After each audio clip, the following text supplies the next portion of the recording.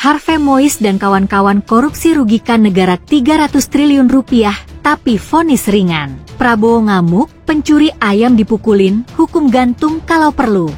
Bukan saya apa-apa, saya tidak mau menurunkan moral. Ya. Rakyat kita itu bukan rakyat yang bisa dibohongi terus. Sudah jelas kerugian sekian ratus triliun. Vonisnya seperti itu. Ya. Ini bisa menyakiti rasa keadilan. Ada yang curi ayam dihukum berat, dipukulin. Makanya saya katakan aparat pemerintahan kita gunakan ini untuk membersihkan diri, untuk membenahi diri sebelum nanti rakyat yang membersihkan kita. Lebih baik kita bersihkan diri kita sendiri. Tentu ya kita sangat mendukung ya apa yang sudah dinyatakan oleh beliau. Oleh karenanya kami berkomitmen dan sesungguhnya kami sudah melakukan upaya hukum, ya, melakukan banding dan sudah didaftarkan di pengadilan. Nah, yang jadi masalah dikritik itu adalah masalahnya strafmat, berat ringannya hukuman. Artinya, kenapa harus 6,5 tahun? Padahal itu ada kejahatan kurang lebih triliunan, ratusan, 300, 270, udahlah. Yang penting di atas miliar, gitu kan.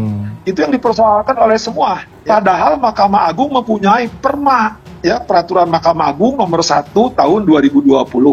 Di situ ada kualifikasi, ada matrikulasi, kualifikasi. Ini ada 6 tahapan, ada 5 tingkatan. Ya, jadi kejahatan ringan, sedang, berat, paling berat. Nah, yang paling berat itu kerugian negaranya. Jadi diatur kalau pasal melanggar pasal 2 dan pasal 3 melanggar, ya, dilanggar, ada kerugian keuangan negara, ya, dan lebih dari 100 miliar, maka interval menjatuhkan hukumnya hakim sudah diikat oleh pedoman, yaitu 16 tahun sampai seumur hidup.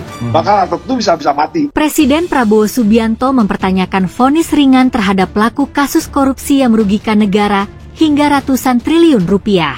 Hal itu seolah menyinggung putusan ringan terhadap terdakwa Harvey Mois dan kawan-kawan dalam perkara rasuah komoditas timah yang menimbulkan kerugian negara hingga 300 triliun rupiah. Prabowo membandingkan dengan perlakuan terhadap pencuri ayam. Tadi yang saya katakan, sudah jelas rugi ratusan triliun vonisnya hanya sekian tahun. Ada yang curi ayam dipukulin, ujar Prabowo dalam Musyawarah Rencana Pembangunan Nasional, Musrenbangnas, 2025 hingga 2029 di Gedung Bappenas, Menteng, Jakarta Pusat. Prabowo menyatakan, apabila telah terbukti melakukan pelanggaran yang merugikan negara hingga ratusan triliun, seharusnya majelis hakim menjatuhkan vonis yang berat. Saya mohon ya, kalau sudah jelas melanggar, jelas mengakibatkan kerugian triliunan, semua unsurlah, terutama juga hakim-hakim, ya vonisnya jangan terlalu ringan lah. Nanti dibilang Prabowo enggak ngerti hukum, ya kata Prabowo Subianto. Tapi rakyat pun ngerti. Rakyat di pinggir jalan ngerti, rampok triliunan, ratusan triliun, vonisnya sekian tahun. Nanti jangan-jangan di penjara pakai AC, punya kulkas, TV, tolong Menteri Pemasyarakatan ya. Lanjutnya, Prabowo kemudian menyinggung langkah hukum banding yang diambil oleh Kejaksaan Agung, Kejagung, yang diketahui baru dilakukan terhadap vonis terdakwa kasus korupsi timah. Jaksa Agung, naik banding enggak? Naik banding ya? Naik banding. Vonisnya ya 50 tahun gitu. Ya, kira-kira. Mari kita kembali ke jati diri kita. Kembali ke 17 Agustus 1945. Saya tidak mau menyalahkan siapapun. Ini kesalahan kolektif kita. Prabowo menandaskan. Menanggapi hal ini, Jaksa Agung ST Burhanuddin menilai saat ini kasus korupsi di Indonesia semakin merajalela. Oleh karena itu, Burhanuddin mendorong agar diterapkan hukuman mati bagi kasus korupsi.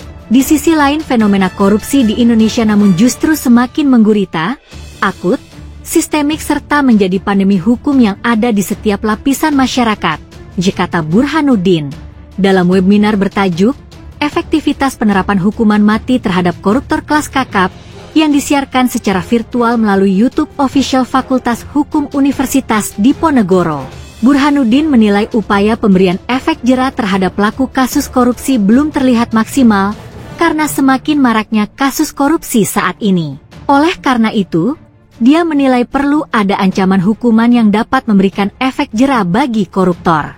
Fenomena ini menunjukkan bahwa pesan yang disampaikan melalui tindakan tegas kepada para koruptor belum dapat ditangkap seutuhnya oleh masyarakat sehingga seperti pelaku tindak pidana korupsi seperti patah tumbuh hilang berganti. Oleh karena itu kejaksaan merasa perlu dengan terobosan hukum dengan penerapan hukuman mati sebagai tonggak pemberantasan korupsi dan sebagai media pembelajaran bagi masyarakat untuk dan jangan sekali-kali korupsi, katanya.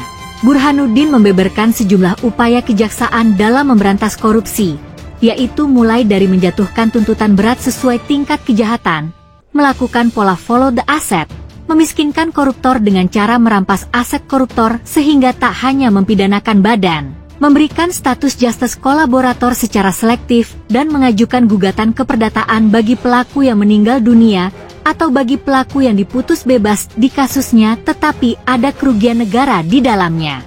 Politikus Partai Demokrat Yan Harahap mengkritisi putusan 6,5 tahun penjara yang dijatuhkan terhadap terdakwa Harvey Muiz, suami artis Sandra Dewi di kasus korupsi timah. Bahkan, dikatakan Yan, putusan tersebut telah menghina akal sehat. Ditegaskannya, hukuman tersebut sangat tidak layak dijatuhkan terhadap Harvey, mengingat korupsi timah ini telah menyebabkan kerugian negara hingga 300 triliun rupiah. Jika ditanya apakah hukuman itu dianggap layak dan tepat, tentu menurut saya sangat tidak layak dan sangat tidak tepat. Sungguh amat menghina akal sehat, kata Yan.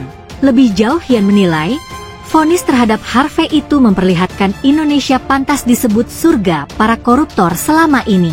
Sebab, korupsi sudah sangat jelas dinyatakan sebagai extraordinary crime alias kejahatan luar biasa yang berdampak luas dan sistematis, serta menimbulkan kerugian negara secara masif.